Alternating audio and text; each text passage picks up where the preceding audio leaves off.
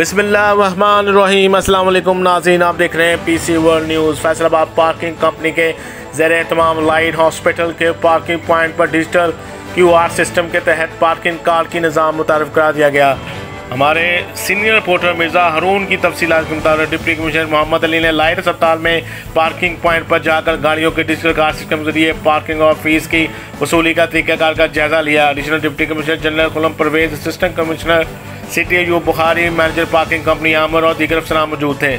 Deputy commissioner ने कहा कि मॉडर्न पार्किंग और डिजिटलाइजेशन के जानब ये अहम कदम है, जिसकी बदौलत शफाफियत के हवाले से सारिफिन को बेहतरीन सर्विसेज और इंश्योरेंस की सहूलत भी मिलेगी।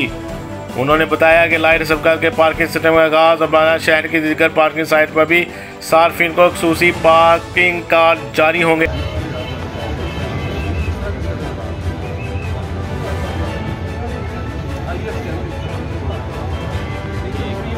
बंदा भी